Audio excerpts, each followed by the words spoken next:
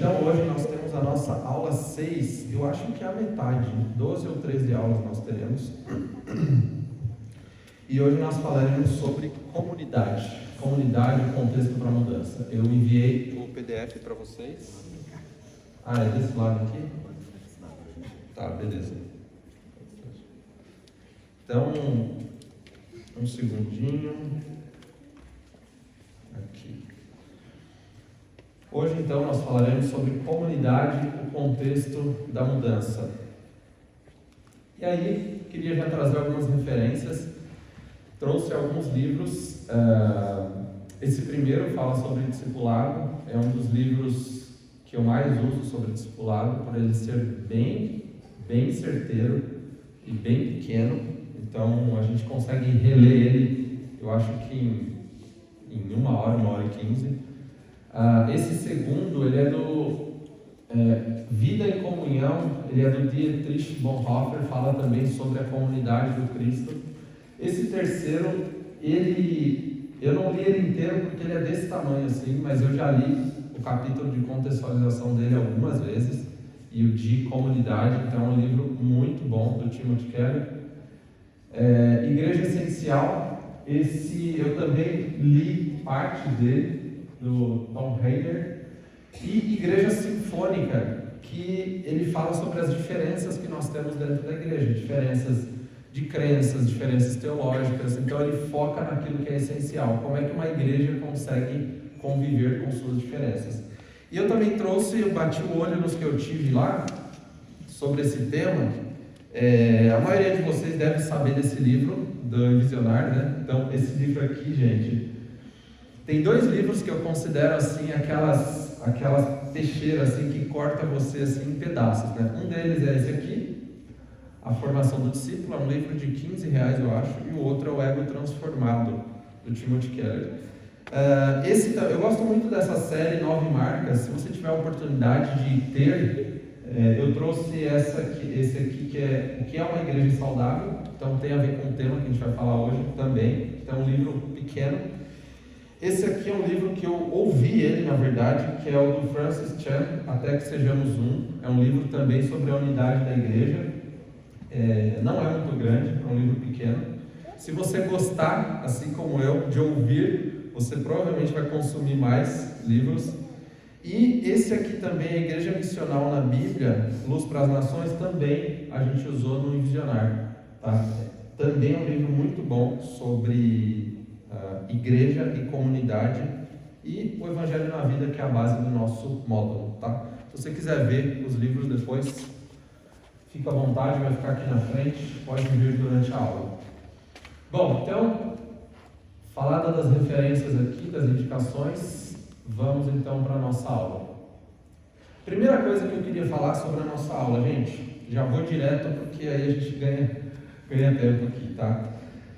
Quando a gente fala sobre o Evangelho cria uma nova comunidade. A gente já falou disso várias vezes em outros contextos, do tipo, o Evangelho inaugura um novo povo, né? Então, o povo das vestes brancas. Então, o Evangelho cria uma nova comunidade, ou, em outras palavras, Deus está forjando uma nova comunidade a partir do Evangelho.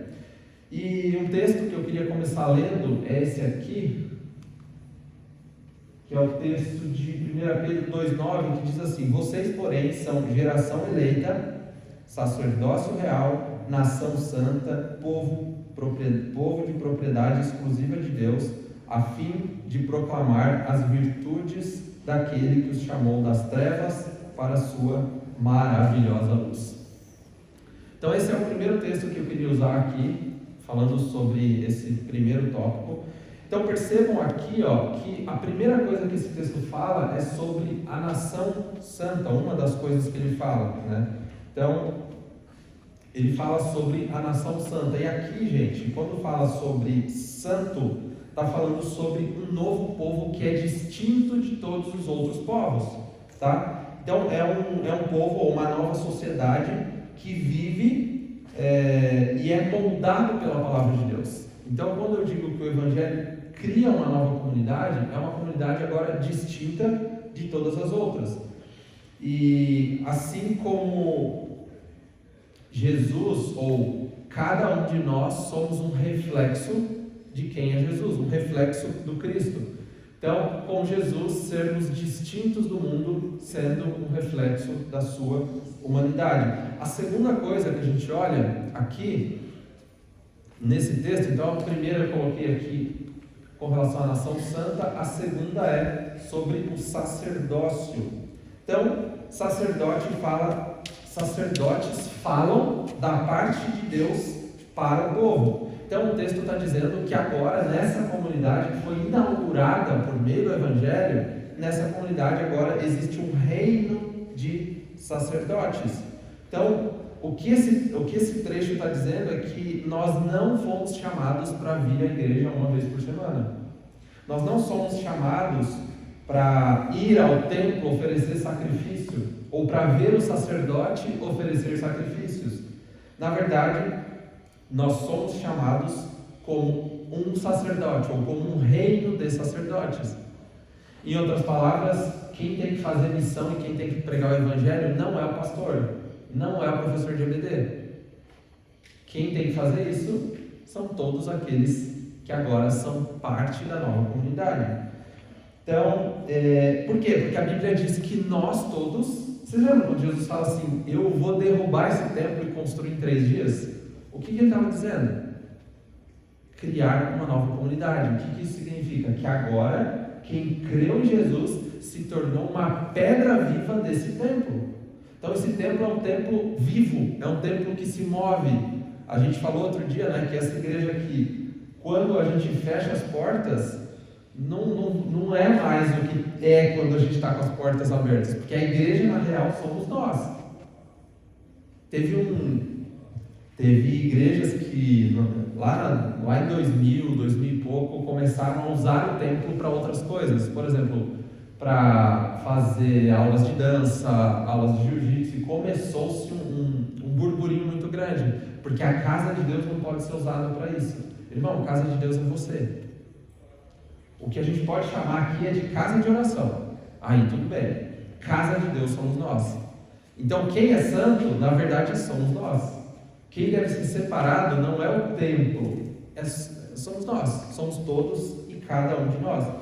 Então, o templo que Jesus inaugura, quando ele diz assim, eu vou derrubar esse aí, em 3 dias vou reconstruir outro, o que ele está dizendo é o quê? A partir da minha ressurreição, lembra, em 3 dias, a partir da minha ressurreição, eu vou inaugurar um novo templo. Que agora não é o primeiro templo de Salomão, não é o segundo reconstruído por Neemias, agora é o terceiro templo, que é a igreja. Então é a igreja que é o terceiro templo. E para que sacerdotes, né? Então a gente falou sobre santo, é um povo distinto, mas também sacerdote, que é um povo que encarna o evangelho e anuncia o reino de Deus. Então a comunidade cristã é uma nova humanidade, gente. É uma nova humanidade inaugurada em Jesus e que cresce por meio do Evangelho. Cada crente tem uma identidade individual, isso é verdade, mas ele faz parte de um corpo coletivo, é o corpo de Cristo, ou o povo de Deus. Quando nós cremos que nascemos de novo, isso aqui é muito interessante, gente. Se você creu que você nasceu de novo, um milagre aconteceu. Muitos aconteceram, mas um específico relacionado à nossa aula aconteceu. Você foi inserido no corpo. E quando a gente fala sobre o corpo de Cristo, não tem como ser corpo de Cristo com o mundo inteiro, mas existem recortes do corpo de Cristo. Fato é que nós fomos inseridos a uma parte desse corpo, nós fomos inseridos a uma representação do corpo de Cristo. Então, eu devo falar mais sobre isso, mas quando alguém fala que creu em Jesus e não gosta de igreja, duvide de que ela creu em Jesus. Duvide de que ela creu em Jesus, porque essa pessoa não vai gostar do céu.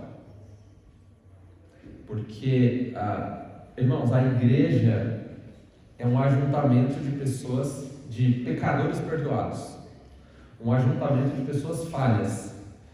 E se nós não tivermos a humildade de que fomos perdoados e de que o nosso irmão também é um pecador falho, perdoado, a gente nunca vai conseguir conviver em comunidade. Porque eu tenho diferença do Davi, eu tenho diferença do Marcos, eu tenho diferenças de todos vocês. Ok?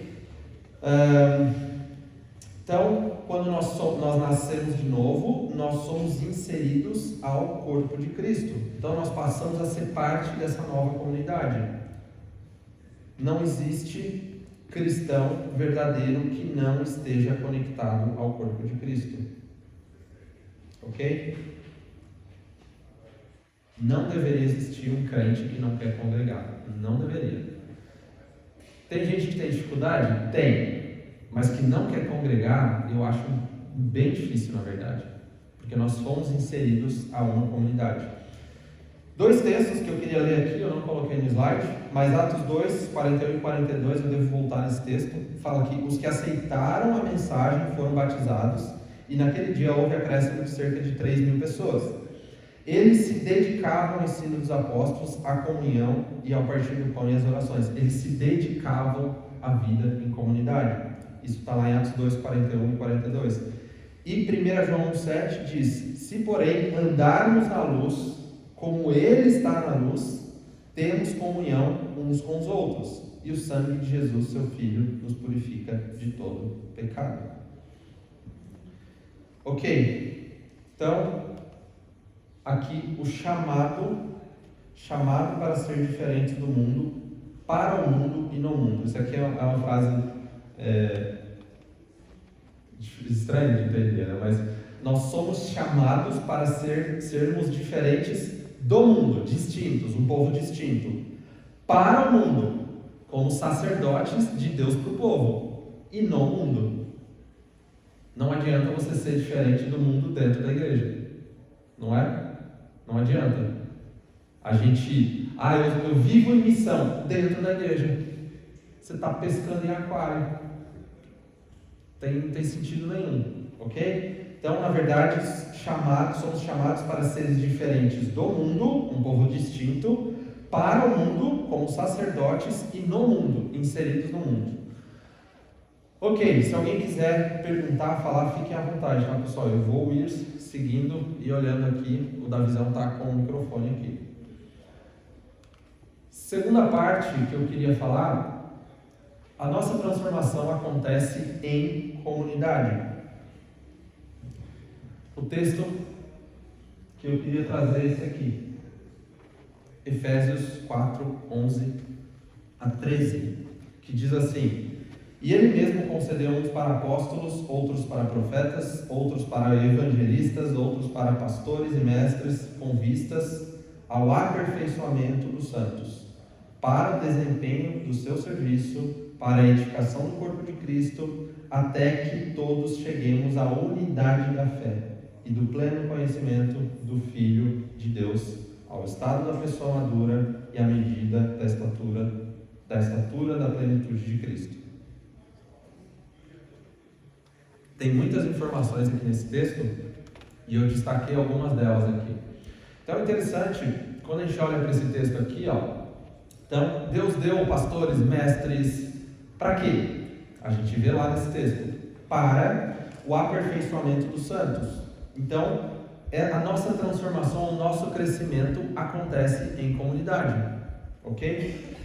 O que mais? Para quê? Para o desempenho do seu serviço. Então, daqui para fora, o serviço de Deus é a missão. A melhor definição que nós podemos dar para quem crê em Jesus é testemunha. Nós nos tornamos testemunhas. E testemunha faz o quê? Fala do que viu, do que experimentou e do que creu.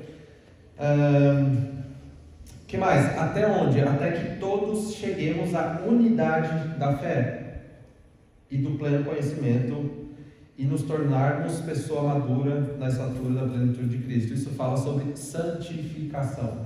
Quem participou do módulo do Evangelho aqui vai lembrar que nós falamos sobre quando nós cremos em Jesus, nós somos inseridos numa disciplina que vai durar a vida inteira, que se chama santificação. O Elias de hoje precisa ser mais parecido com Jesus do que o Elias do ano passado. Se eu tiver ano após ano tendo que lidar com os mesmíssimos problemas, eu não estou crescendo em santificação. Isso não significa eu não estou dizendo que o pecado que você tem que ser tratado em X tempo. Não é isso que eu estou dizendo. O que eu estou dizendo é que quanto mais nós caminhamos, quanto mais nós andamos em direção a Jesus, mais nós nos aproximamos da nossa missão. Gente, quem for proprietário de um Gol quadrado, placa BI V1401, está com a luz ligada, tá? Gol quadrado. Legal, então esse texto aqui deixa bem claro que o local crucial para a gente crescer em Jesus e crescer na nossa fé é a comunidade. Porque percebam que acima no texto fala sobre Ele mesmo, ou Deus, concedeu-nos para apóstolos, profetas, evangelistas, pastores, mestres, para alguma coisa. Então, eu não estou aqui e eu não sou responsável por evangelizar a sua família. Não convida o seu amigo que não gosta de igreja para vir ouvir o Elias. Estou brincando, pode convidar, tá, gente? Mas primeiro ele tem que ouvir você. Então, o que a gente está fazendo aqui é nos preparando para ir. Então, talvez o mais próximo que as pessoas ao seu redor vão ouvir de Deus seja pela sua boca. Então, é isso que o texto está dizendo. Toda a estrutura da comunidade ou da igreja, ela existe para um propósito, para que nós cresçamos em maturidade, em unidade da fé, mas também que nós aqui desempenhemos o nosso serviço, que é sermos testemunhas da ressurreição. O que mais? Não mudaremos profundamente fora da comunidade. Não adianta, gente. Não mudaremos profundamente. Por quê? Na comunidade você é desafiado. Pensa o seguinte: você vai confessar um pecado para alguém que não é da fé. O que essa pessoa vai fazer? Não, tá tudo bem.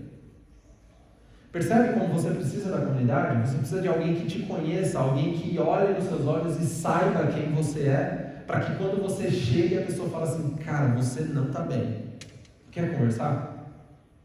Como já aconteceu de quando eu liderava pequenos grupos, de eu chegar naquele primeiro compartilhamento, ter alguém muito para baixo, muito mal, e você descobrir ali que houve uma tentativa de suicídio horas antes do pequeno grupo.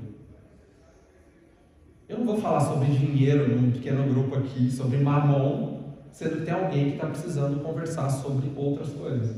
Então essa sensibilidade é na comunidade, percebem? O que mais? Então o processo de crescimento espiritual acontece no modelo corporativo, no modelo comunitário.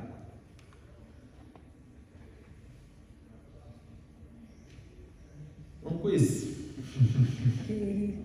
Cheio de pegadinha. No fim, Jesus nos chamou para fazer só uma coisa. Que coisa é essa? É pegadinha ou não? Fazer o quê?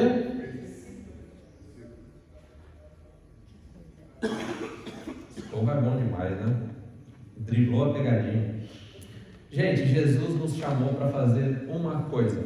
E aí, se você quiser saber por que eu estou dizendo isso, se você for, quando Jesus ressuscita e se conecta com os discípulos ficam alvoroçados.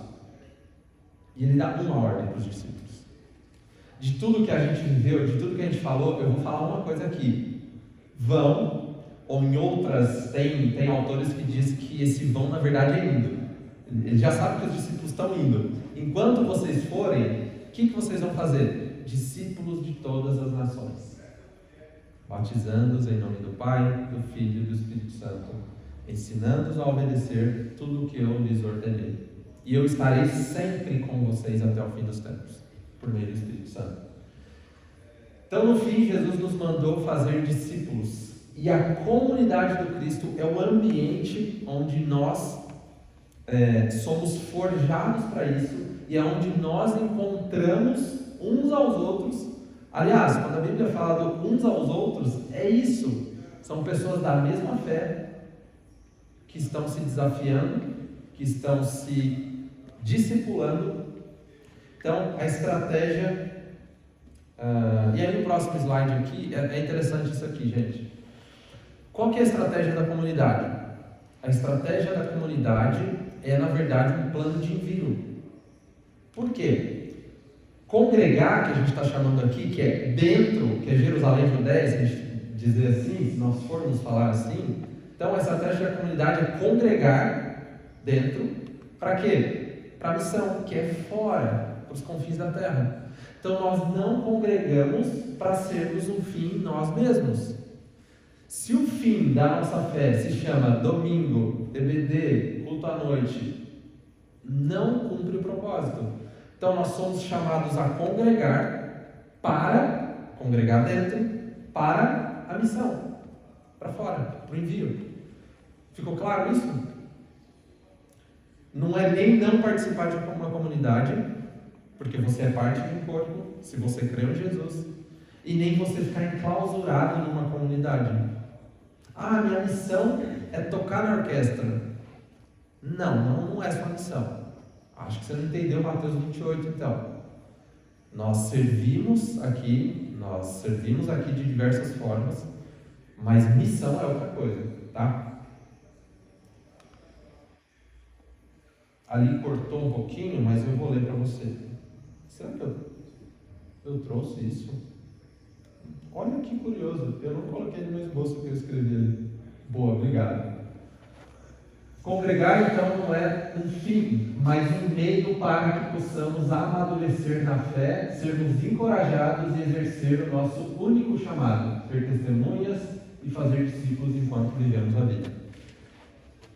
Essa não é uma aula sobre discipulado, mas eu sempre, quando eu falo discipulado, eu falo isso. Se nós estamos preocupados com cultos, congressos, festas, eventos de homens, de mulheres, de jovens, isso e aquilo, e não estamos fazendo discípulo, é provável que nós cheguemos um dia lá e Deus diga assim: muito bem o que você fez, parabéns, mas não foi isso que eu mandei você fazer.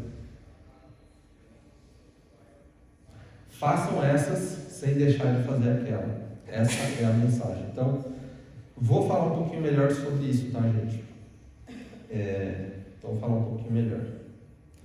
E eu trouxe aqui esse trecho do Jonathan Edwards, que eu achei muito interessante, que está no livro Evangelho na Vida, que diz o seguinte: antes de termos uma experiência da graça de Deus, tudo o que nós fazemos é por interesse próprio.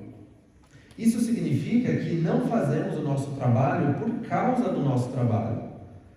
Não nos relacionamos com outras pessoas. Não nos relacionamos com outras pessoas por outras pessoas. Por quê? Porque estamos tentando obter nossa autoimagem neles. Isso significa que todos os meus relacionamentos são realmente sobre mim.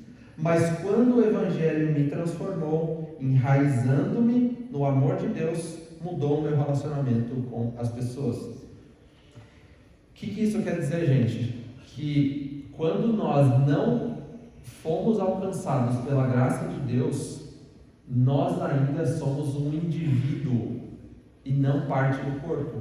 Tudo que nós fazemos pelas pessoas, no fundo, você está alimentando a sua autoimagem. Tudo que nós queremos de resultado é, na verdade, ser bem visto. Eu falei na última aula aqui, eu acho que na última ou penúltima, sobre a reputação. Gente, é impressionante como que...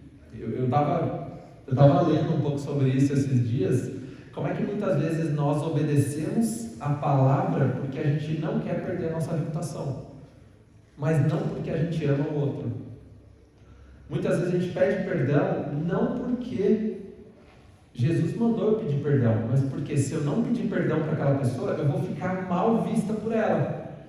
Poxa, quem sou eu para ficar mal visto por ela? Eu sou um cara legal, pô. Essa pessoa não conheceu. Esse cara sou eu, como diria a música. Então, muitas vezes, as nossas ações, inclusive as nossas boas ações, são poluídas pelo pecado. Eu vou pedir perdão porque eu não quero perder a minha... E aí, o que o texto está dizendo aqui, que é que antes da experiência da graça, tudo que nós fazemos acaba sendo por interesse próprio. Tudo. Mas quando nós conhecemos o Evangelho, fomos enraizados no amor de Deus, nós podemos nos relacionar com as pessoas por quem elas são, e não pelo que elas me fazem sentir, ou pelo que elas têm a oferecer para mim. Percebe? Então, poxa, eu vou gastar 2 horas ouvindo essa pessoa, o que eu vou ganhar com isso? Nada. Olha que legal, nada. O reino ganha. E aqueles que creram, entenderam que estamos em missão, essas 2 horas são valiosas.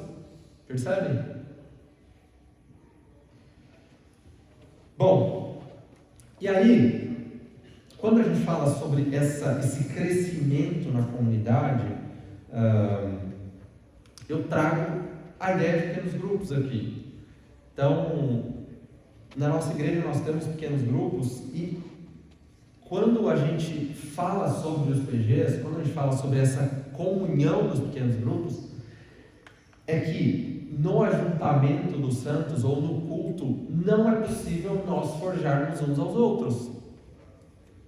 Então o pastor aqui está pregando no domingo, e aí essa palavra deu em cima de mim, só que aí a gente está assim, bom, mas tem outras 300 pessoas aqui, bom, deve ser para alguém, não deve ser para mim. O que mais? Você não tem como se alicerçar com ninguém no domingo à noite. Não tem como. Aqui, na verdade, é a celebração do corpo de Cristo. Então, nós viemos para celebrar. Aqui não é a vivência do corpo de Cristo. Isso aqui a gente precisa deixar claro, gente. O culto do domingo à noite é diferente de Atos 2, 42 a 47. Que eles viviam, partiam o pão, tinham tudo em comum, faziam as orações, e Deus nos acrescentava diariamente os que iam sendo salvos. Tem um número interessante, eu acho que eu falei para vocês já, mas igrejas que têm pequenos grupos implantados, e aqui eu poderia citar várias, o número de pessoas que creem em Jesus entre o dia do culto e os PGs é uma diferença gritante. 96% das pessoas novas na fé emergem de pequenos grupos e não de apelo de culto, e não de pregação de culto. Porque é muito mais fácil você chamar um vizinho seu para ir para um PG do que vir para um culto. O estereótipo aqui do espaço, das roupas, das músicas, e até por isso que Paulo fala lá, né? Fala assim, se vocês forem falar línguas, tem um intérprete, para vocês não assustar ninguém. É isso que Paulo quer dizer quando ele fala sobre línguas. Fale línguas, mas tenha um intérprete, porque se vier alguém de fora, vai achar que é tudo doido. Não é? A Bíblia já diz que é doido, né? Então, é loucura para os homens. Mas é isso que ele quer dizer. E os PGs, gente, tem algumas coisas interessantes que eu queria trazer. Então, nos pequenos grupos, nós estudamos juntos, nós aprendemos juntos. Quem é que já participou de PG comigo?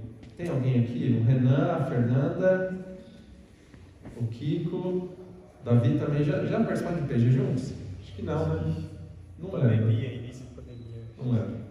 E é muito legal, gente, porque quem participa do PG com a gente conhece mais a gente do que quem está ouvindo aqui na aula. Porque eles vão ouvir, um dia lá eles vão ouvir minhas dores, eles vão ouvir minhas dificuldades, eles vão ouvir uma confissão de pecados, coisa que eu não faço aqui em púlpito. E o PG é para isso, gera essa conexão. Então eu sou uma pessoa muito mais normal para quem participou de PG comigo do que a mesma coisa do pastor, do que para quem está vendo ele só de púlpito. Então, nós estudamos juntos, o que mais? Nós confessamos uns aos outros. A Bíblia é maravilhosa falando de que o perdão nós alcançamos de Deus, confessando a Deus, a cura nós alcançamos da confissão uns aos outros. Por quê? Porque aí você tem que rasgar a sua máscara, rasgar aquela máscara de bom moço, de boa moça, quando você confessa o pecado. aí cai. Eu nunca me esqueço do culto de ceia, de uma pregação aqui, eu não vou estender a confissão da pessoa, mas o pregador falou assim: eu sou mentiroso, e eu descobri isso no último mês, que eu sou mentiroso, e eu sou invejoso. Você fala assim: caramba, pois é. E no ambiente dos pequenos grupos, nós confessamos uns aos outros. O que mais? Nos pequenos grupos, nós somos desafiados. Gente, teve várias coisas, eu poderia citar várias situações aqui, de dificuldades de pessoas do nosso PG, que gerou um desafio comum. Essa semana todo mundo vai fazer o devocional, e sei lá, essa semana todo mundo vai. E aí você é desafiado também, porque primeiro que você não quer chegar lá e falar assim: eu fui o único que não fiz. Então você vai se desafiar. Então, nos pequenos grupos, diferente do culto, eu posso vir aqui desafiar vocês. Eu vou ter os últimos slides lá para refletir e praticar. Se vocês vão praticar ou não sei. Eu não vou perguntar um por um aqui na próxima aula. Percebe? No PG a gente fala: e aí, gente, como é que foi lá? Então assim: esqueci. O que mais? Aqui eu vou ler. Ser desafiado, honrar um ao outro. Então nós também podemos honrar uns aos outros. Então, se é verdade que eu aprendi a não... Eu aprendi a não encher a minha bola com elogios, também é verdade que honrar uns aos outros tem muito valor, gente. Então, um elogio aleatório assim, mas honrar uns aos outros, falar assim: cara, você tem sido uma bênção na minha vida. Isso é muito valioso, gente, sabe? É muito valioso. Eu não lembro quem que era o pregador, eu acho que era o John Bunyan, que quando as pessoas vinham elogiar ele depois de um sermão, ele falava assim: pois é, o diabo acabou de sussurrar isso no meu ouvido, que meu sermão foi uma vez. Ele estava já tirando tudo. Mas não é isso que eu estou dizendo. O elogio é bom, mas o que eu estou dizendo é que no ambiente dos pequenos grupos nós podemos sim honrar as pessoas. O que mais? Nós podemos servir uns aos outros, tá? Nos ambientes. Isso aqui é muito legal, gente, porque eu estou olhando para vocês aqui, eu não sei quem de vocês aqui está passando necessidade. Eu não sei. É bem difícil você estar num PG e você não compartilhar isso. É bem difícil. E eu participo de pequenos grupos, desde que a Clarinha nasceu, a gente tem intercalado entre participar mais ou menos, mas eu participo desde 2012. A primeira turma de PGs, eu estava lá. E eu já vi os nossos PGs se organizarem para comprar gás, para pagar aluguel, para reformar a casa, para comprar cesta básica. Aluguel? Quantas vezes, gente? E não era só de pessoas dali, eram de pessoas conectadas de alguma forma.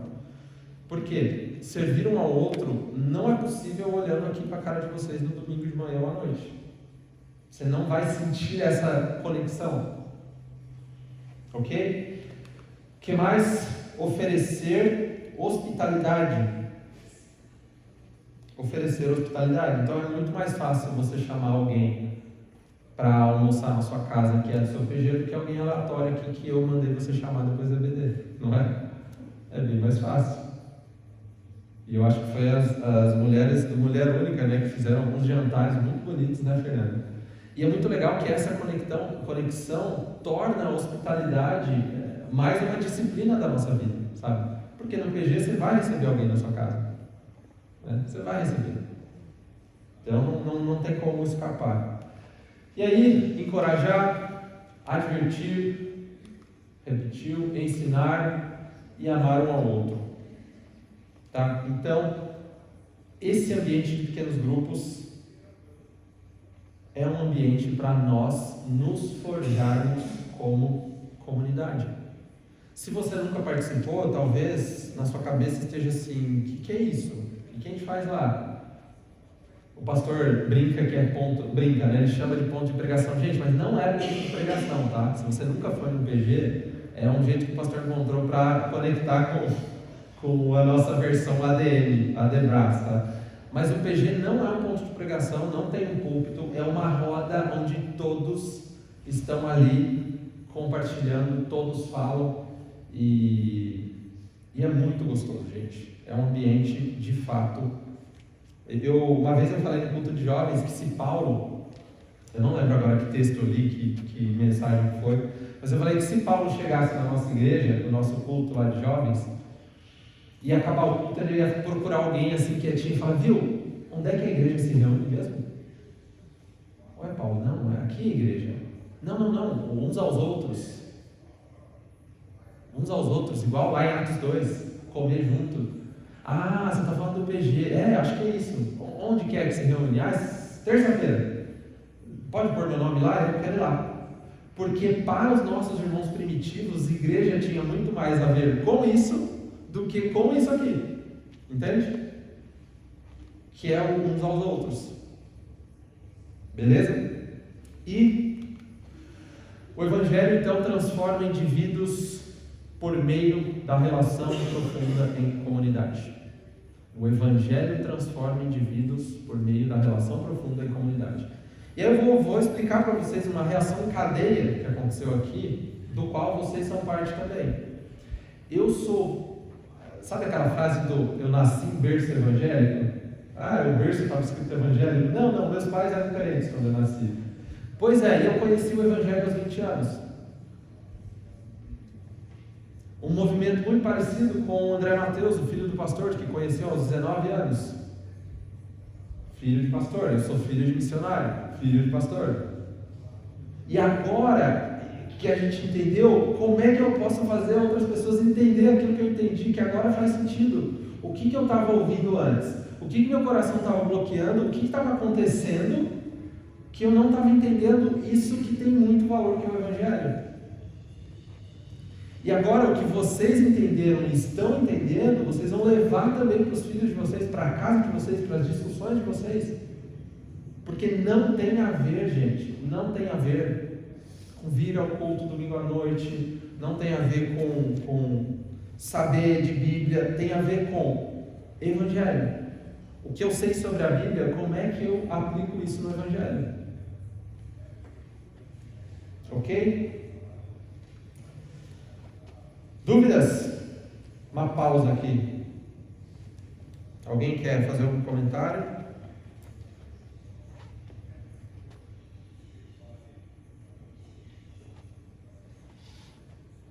Se não, avancemos. 4 fundamentos para a unidade e humildade. Isso aqui eu vou passar bem rápido, porque vamos lá. 4 fundamentos para a unidade e humildade. Primeiro, a motivação por estarmos em Cristo. Por que nós devemos viver em comunidade? Porque a primeira motivação é que nós estamos em Cristo, tá? Então, ali do motivação do original vem do paraklesis, que é igual a fortalecer ou encorajar. Então, essa motivação tem um objetivo bem definido e claro. O que mais?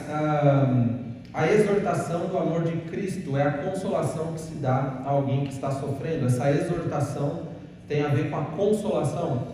Então, uns aos outros aqui é também para que nós nos consolemos uns aos outros. O que mais? A comunhão no Espírito é outro fundamento para a unidade. Então, tem um texto aqui que eu não sei se eu trouxe, mas a Bíblia diz que nós somos todos parte de um mesmo corpo e de um mesmo Espírito. Ok? Isso significa, gente, isso é bem interessante. Isso significa que, apesar das suas diferenças, nós temos participação agora no mesmo Espírito. E talvez, e provavelmente, e muito provavelmente, nós temos diversidade de opiniões aqui, diversidade de temperamentos e diversidade de culturas. Mas o fato de que todos nós participamos do mesmo Espírito deve ser o mais importante. Mais importante do que diferenças políticas, diferenças intelectuais e diferenças culturais. Quem é que viu racha de igreja e de família por causa de política há alguns anos? Muito, né? Isso aqui é muito importante. O que nos une é muito maior do que o que nos divide. E por que o que nos divide, que é menor, tem o poder de nos dividir? Se o que nos une, aquilo que nos une é muito maior. Talvez aquilo que nos une não seja de fato o que a gente acha que é. Entende isso?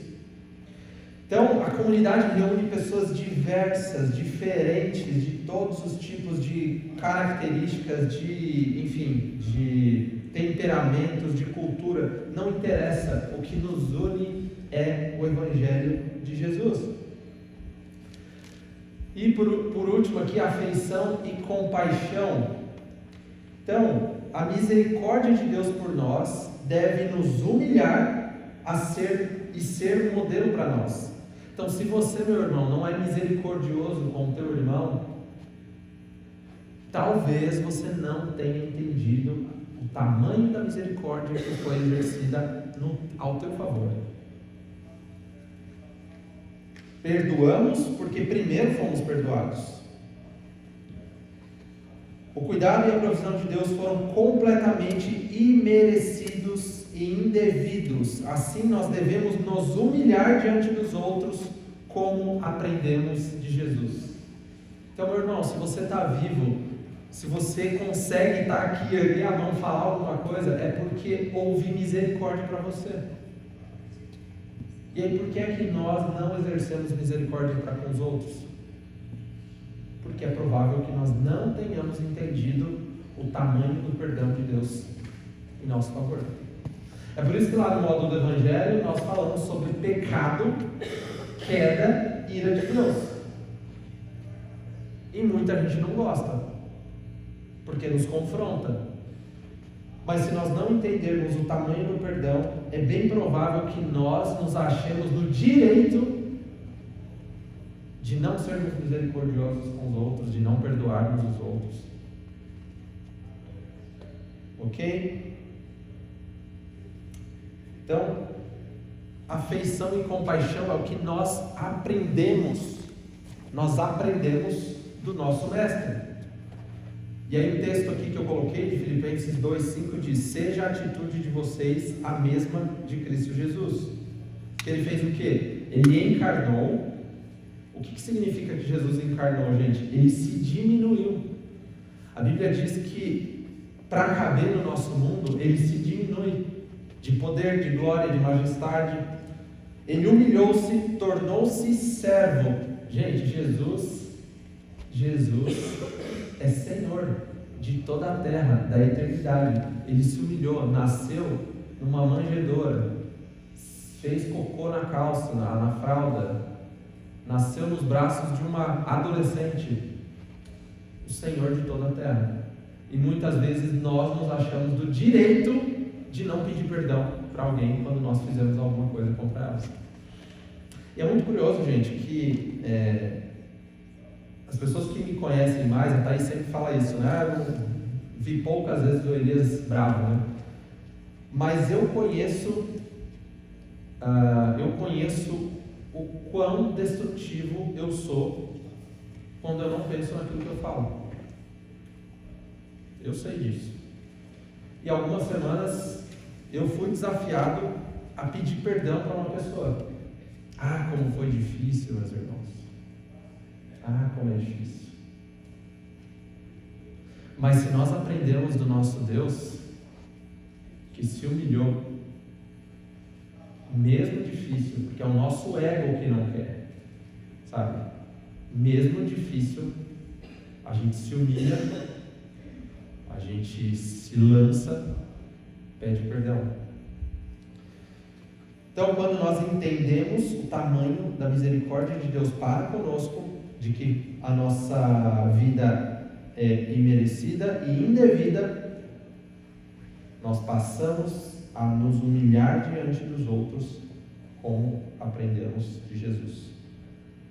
E é o que diz lá em Filipenses 2,5: seja a atitude de vocês a mesma de Cristo Jesus. Qual? se entregou, sem medida.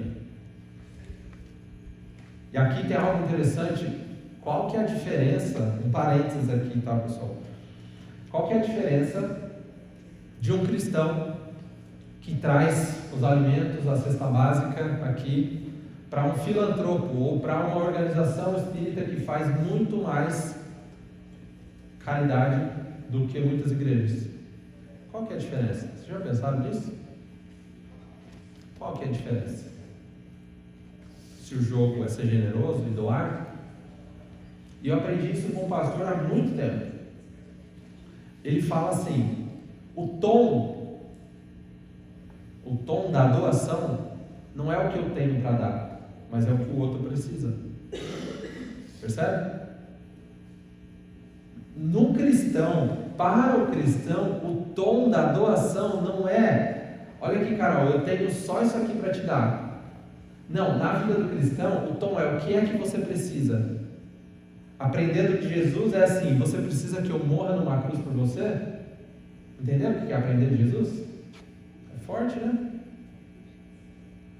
Então, me doar para o outro não é eu vir aqui e dar um saco de feijão. É fazer o que você precisa. Eu não tenho isso, mas a gente vai conseguir junto.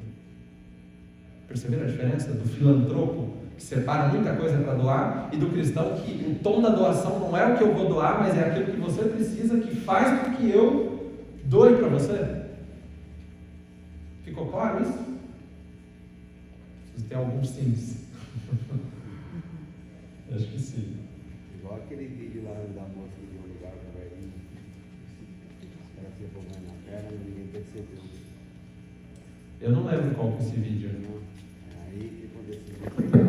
Ela Aqui. tem um boletim. O povo te ouve. Tem um vídeo que tem uma moça, ela dá um lugar pro velhinho tipo no trailer. E tem direito da poltrona. Aí ela levanta e o velhinho senta. O cara vem na hora do gabinete, ela faz isso pra ele e deixa ela. Aí quando ela desce com a muletinha. E horas ficou de pé. Dá um lugar pro velho. Então ela deu para ele, não aquilo que, como você acabou de falar, é que ele precisava. Não estava disponível. Ela tirou dela para dar para ele. Sim. Que ela necessitava. Né? E é isso que nós aprendemos do Evangelho, gente. É que a gente não tem fé de que Deus vai prover. É por isso que a gente não dá o que a gente tem. E aqui eu não estou fazendo coro para você dar seu carro, dar sua casa, não é nada disso que eu estou falando. Como é que nós podemos, em comunidade, nos encorajar uns aos outros, ouvir a necessidade do outro, se compadecer da necessidade do outro, entender que, caramba, se eu fui perdoado por Deus, mesmo não merecendo, o que é que Jesus espera de mim agora aqui, nessa relação? Ok, terceira coisa, a comunidade é um lugar onde experimentamos amor. E eu trouxe um texto aqui interessante que eu peguei do livro também, do Evangelho na Vida, que diz assim, amor em lugares difíceis, tá? A igreja é composta de inimigos naturais. O que nos une não são a mesma educação, a mesma raça, os mesmos níveis salariais, a mesma política, a mesma nacionalidade, os mesmos sotaques, os mesmos empregos ou qualquer coisa desse tipo. Os cristãos se ajuntam porque todos eles foram salvos por Jesus Cristo e lhes devem a mesma submissão. Eles são um bando de inimigos naturais que amam uns aos outros por causa de Jesus. Essa é a realidade. Nós nos ajuntamos aqui por aquilo que nós temos em comum, que é Jesus. Não porque tudo em nós é... Isso aqui não é um clube, gente. Por isso que não tem problema ter panela na igreja, desde que a panela não tenha tampa e caiba sempre mais um. Ok? Então, se tem tampa dá para fechar, aí se torna um negócio exclusivo. O que eu quero dizer é que todos nós temos as nossas falhas. Todos nós temos. E eu falo isso, gente, e sempre quando escapa isso, quando eu estou falando, mas todos nós somos um traste para nós mesmos. Por quê? Porque todos nós sabemos qual é o nosso problema. A gente pinta uma fotinha bonita, né? É aquela brincadeira da rede social, né? Na rede social vai a foto bonitinha, não é? Do melhor dia. Não vai a foto com olheira, não vai a foto que saiu feia, porque o que a gente quer mostrar para os outros é a nossa melhor versão. Mas você sabe quem é você. Eu sei quem eu sou. E eu sei que eu preciso da misericórdia de Deus. E se eu não estiver de joelhos todos os dias, gente, repito, há um poder destrutivo nas nossas palavras também. Quando nós não fazemos isso em misericórdia. Aquela história de só vou falar a verdade. Você vai passar a vida inteira matando pessoas falando a verdade? É sério isso? É por isso que a recomendação é, se você não sabe como falar, ou seja, em amor, é melhor que você fique quieto. Porque se você não consegue tirar a trave que está no seu olho, não ouse tirar o cisco do olho do teu irmão. É isso que a Bíblia fala. Não ouse. Você vai enfiar o dedo no olho, vai machucar, porque você não está vendo. Entende? Então, amor em lugares difíceis. Por quê, gente? Eu vou sair dessa igreja porque as pessoas... Gente, você também não presta. Eu não presto. O que nos une é o Evangelho de Jesus. E talvez nós estejamos mudando de igreja, adoidado como muda de roupa, quando eu digo nós, a sociedade evangélica, porque a gente está procurando um lugar que me satisfaça, que um lugar que seja parecido comigo. Não vai achar. Eu brinco que se você tivesse uma igreja só de pessoas iguais a você, vocês iam brigar também. Você às vezes não se aguenta, gente. Então, não adianta. O que mais? João 13, 34, 35. Um novo mandamento eu dou a vocês, que vos ameis uns aos outros, assim como eu vos amei. Que também vos ameis uns aos outros. Nisto conhecerão todos que sois meus discípulos, se tiverdes amor uns aos outros. Nossa, eu acho tão profundo esses textos aqui, tem tanta coisa dizendo nesse texto aqui. O amor uns aos outros aqui, assim como eu vos amei. Como Jesus nos amou, gente? É só a gente refletir, né? É por isso que eu tenho lido a Bíblia muito menos no batidão e muito mais o que eu aprendi com o pastor Hernandes, que é morar no livro, sabe? Morar no livro, 3 meses no livro de Romanos. Porque a gente olha um texto desse, de João 13, 34, 35, você passa batido, tem tanta coisa maravilhosa nesse texto. Então aqui, um novo mandamento vos dou: amem uns aos outros como eu vos amei. Que também vocês amem uns aos outros assim. Nisto, todos conhecerão que vocês são meus discípulos, se vocês amarem uns aos outros. Então a comunidade cristã é um espaço onde o amor mútuo deve ser praticado. Esse amor não é simplesmente uma afeição emocional, mas um compromisso prático de servir e cuidar uns dos outros, conforme Jesus exemplificou. Aí eu pergunto para vocês: Jesus amou ou não amou o fariseu? Jesus amou ou não amou os escribas lá, os mestres da lei? Amor, mesmo ele sendo raça de víbora. Porque o amor não é uma afeição, gente. O amor é um serviço. O que aprendemos de Jesus é um amor prático. Sabe? E aí, precisamos mostrar ao mundo que as pessoas que são... Precisamos mostrar ao mundo que as pessoas que não conseguem viver em amor e unidade fora de Cristo podem fazê-lo em Cristo. É isso que a gente tem que mostrar para as pessoas. Você não tem paz nos ambientes, na sua família, no seu clubinho, nos seus... Aqui há paz, mesmo em meio às diferenças. É isso que a comunidade do Cristo revela. E 4, deixa eu ver se é o último. Acabando. Alguém quer falar alguma coisa?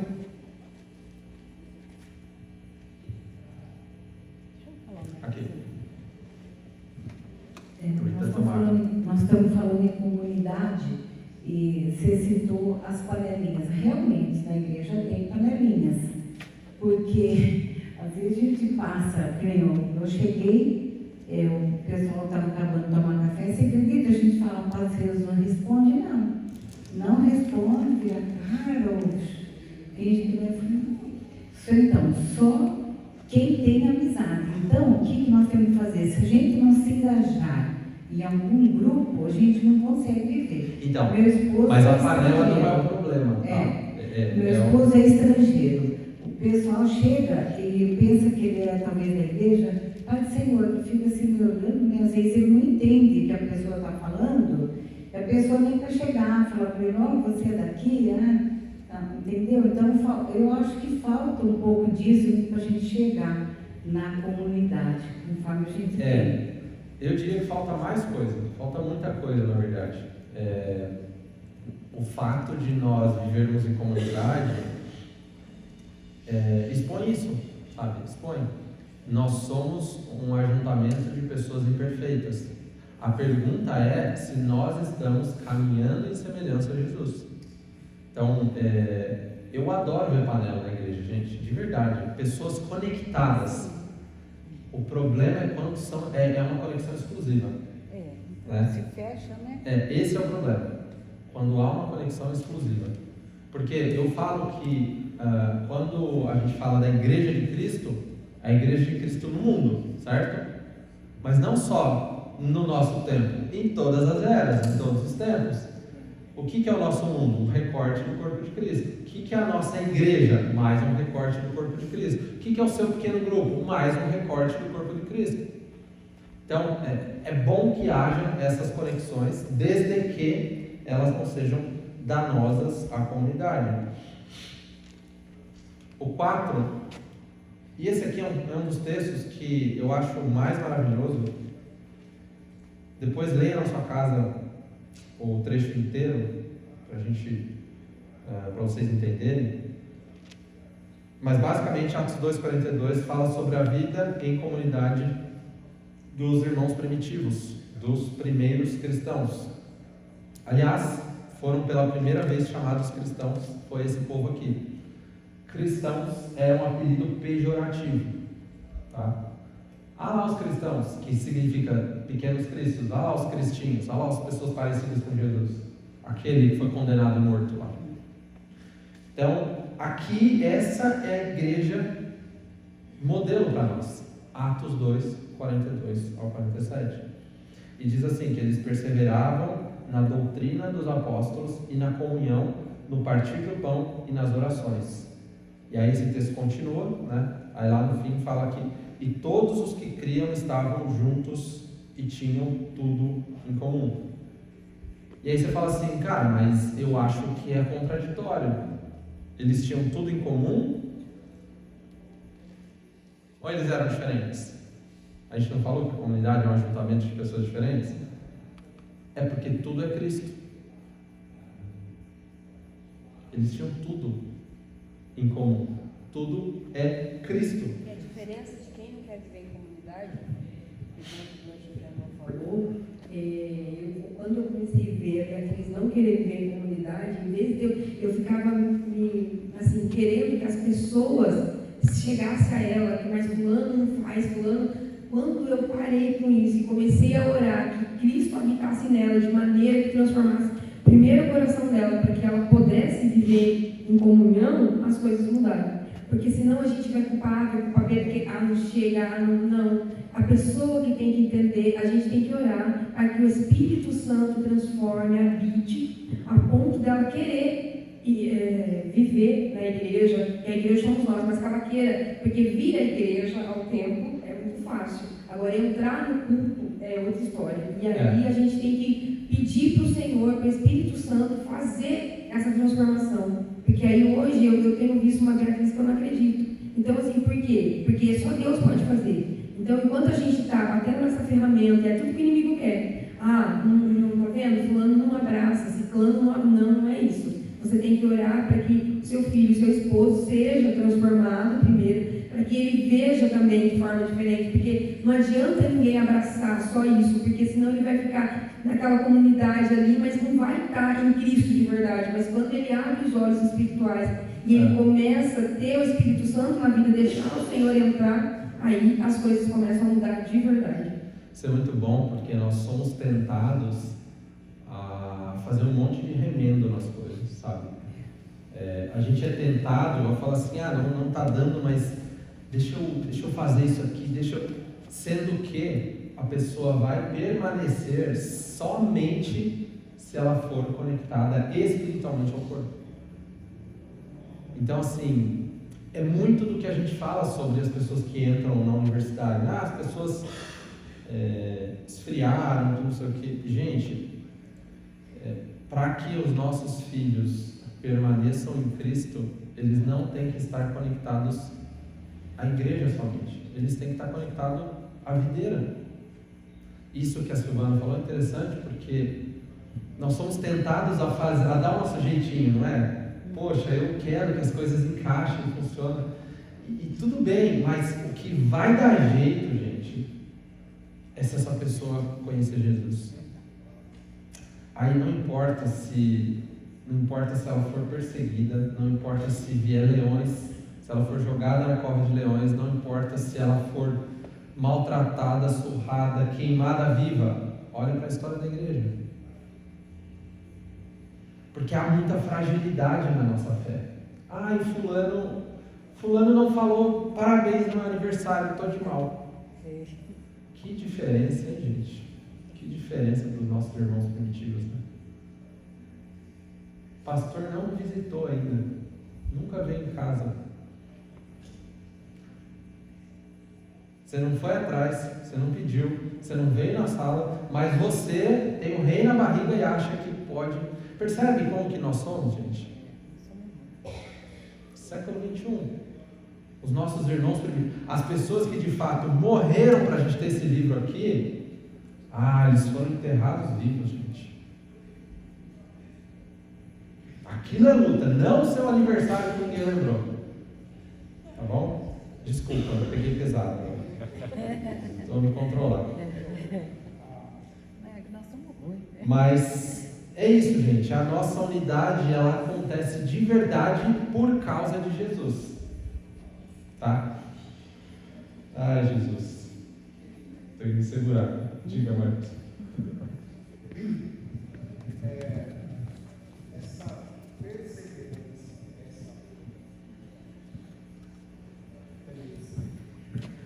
Essa perseverança e essa a Silvana falou a palavra-chave aqui, é só através do Espírito Santo.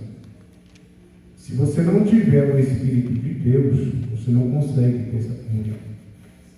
Você não consegue ter essa perseverança. Você pode até tentar, mas você não consegue.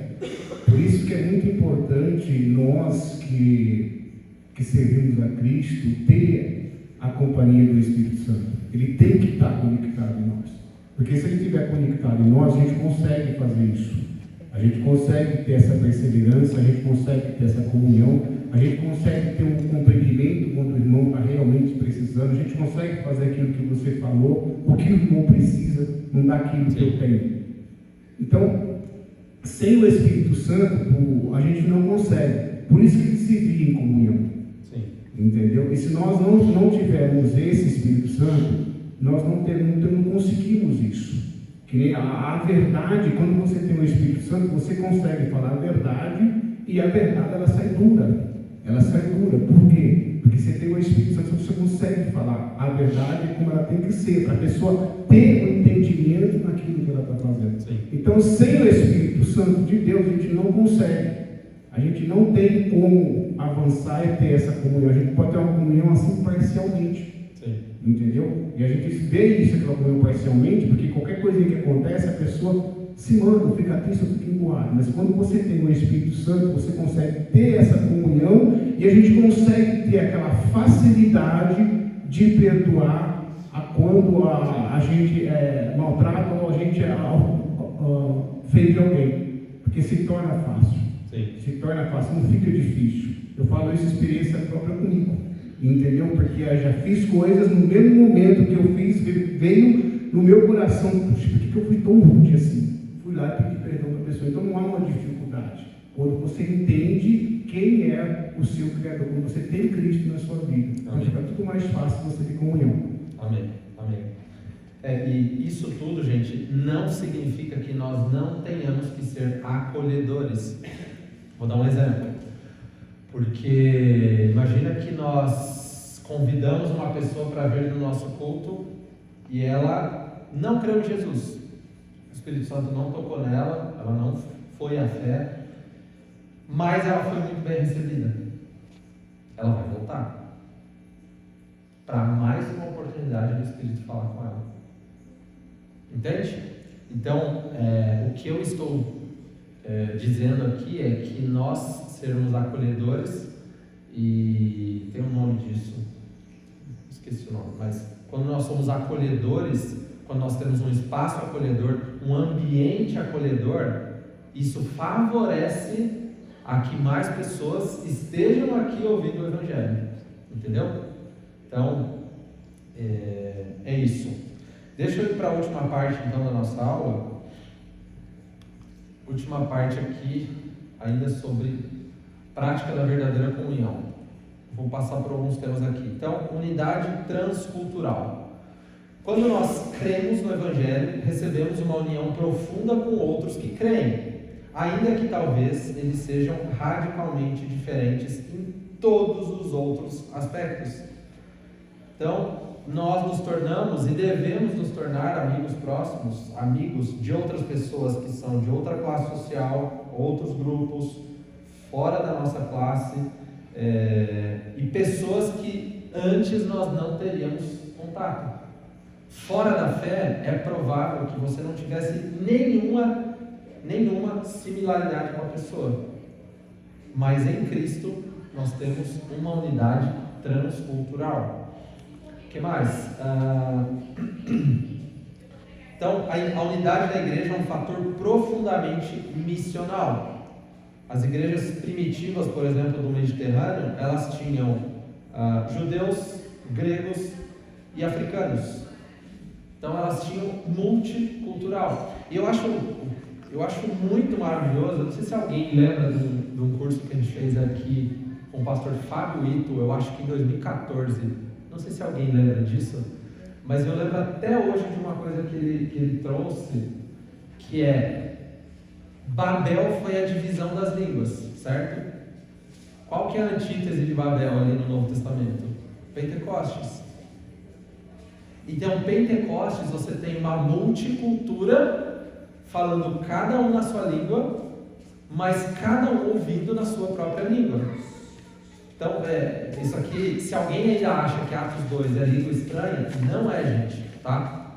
Atos 2 não, Atos 1 e 2 não é língua estranha, são idiomas, ok? O que acontecia no milagre do Pentecostes?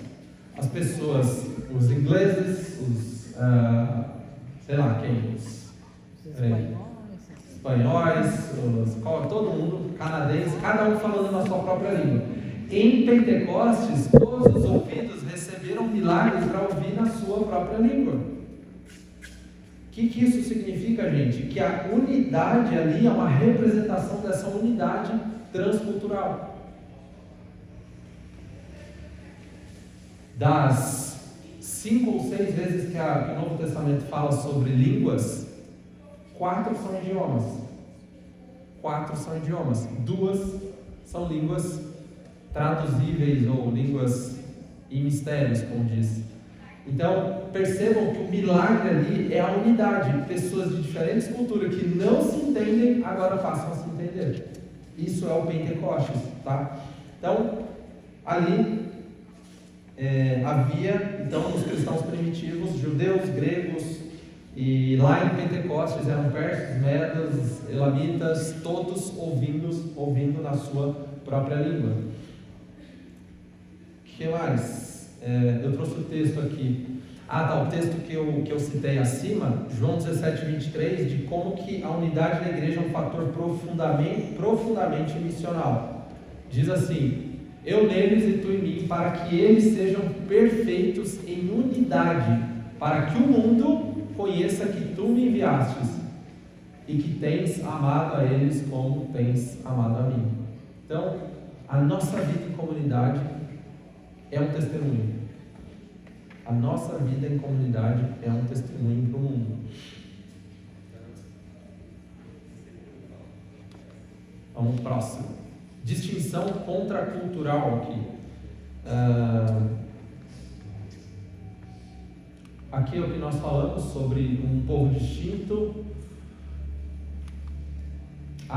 Eu vou abrir todos aqui. Então, a forma como nós lidamos, por exemplo, com dinheiro e as posses, a forma como nós conduzimos os relacionamentos e a vida familiar, como realizamos o nosso trabalho, como amamos e servimos os pobres, marginalizados e assim por diante, tudo isso deve nos fazer um povo totalmente distinto dos outros.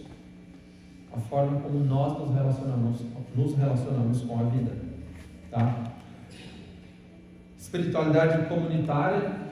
Então, devemos orar uns com os outros, devemos experimentar Deus com outras pessoas com alguma consistência. E aqui, gente, tem um conceito bem profundo que eu pretendo explorar em outra aula, mas nós somos imagem e semelhança de Deus, correto? É isso que a Bíblia diz, não é? Deus é uma comunidade de 3 pessoas. Deus é um Deus triuno. Então, nós não podemos refletir a Deus no espelho, somente em comunidade. Como é que eu experimento a essência da fé e do Evangelho? Em comunidade. Porque nós somos imagem e semelhança de um Deus que é um Deus que é uma comunidade de 3 pessoas. Ok? Prestação de contas pessoal. Devemos prestar contas pessoalmente a algumas outras pessoas. Isso aqui é poderosíssimo, gente. Qual foi a última vez que você teve um parceiro de oração para quem você prestava contas? Eu tive já o prazer de ter parceiros de oração, de confessar os meus pecados, aqueles que ninguém aqui vai saber, e de quinzenalmente eu estar diante da pessoa e a pessoa fala assim: e aí, como é que foi? Fala, cara, infelizmente eu caí de novo. Cara, por que você não me liga a próxima vez? Me manda mensagem, vamos conversar. Prestação de contas. Não lute a sua luta sozinho. A comunidade do Cristo, e aqui, lembra que eu falei sobre o recorte? A comunidade do Cristo não quer dizer que você vai vir no púlpito e confessar para todo mundo. Não quer dizer que você vai no PG e falar para todo mundo. Escolha pessoas com quem você pode confiar e fale para elas. Desnude a sua alma. Fale quais são os seus monstros internos, quais são as suas sujeiras, porque a gente tem as nossas. E quando nós abrimos isso, eu gosto muito de falar que quando nós confessamos ou abrimos o nosso coração diante de alguém, o pecado perde a força. Porque enquanto ele está escondido ali, ninguém sabe. Você está se justificando, sabe? Você se auto-justificar, não, mas eu fiz isso por causa daquilo. Não, isso é pecado, o nome disso é pecado. E quando a gente verbaliza isso diante de alguém, passando ali uma vergonha, aí você vai ter noção de que aquilo é um pecado. Diante de alguém é vergonha, imagina diante de Deus.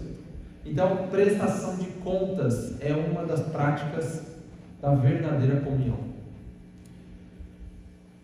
Por fim, para a gente terminar,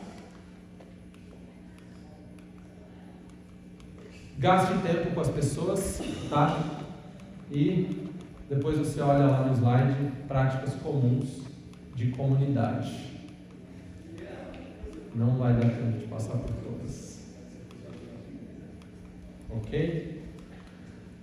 Comunidade como testemunho para o mundo, que já falamos, e por fim terminamos aqui. Onde? Acho que parou aqui, Pedro. Aqui. Pronto, aí. Por fim fechamos aqui. Então eu vou mandar o esboço também, eu mandei o slide para vocês, tá? De tudo aqui que eu preparei. Gente, hoje teremos uma mudança. Se alguém quiser compartilhar aqui sobre a nossa aula, fale agora ou fale para sempre. No próximo 1 minuto. Que a gente vai ter até 10h20 para as salas se pronunciarem para mim. E aí então vocês vão compartilhar. A Dorcas vai falar.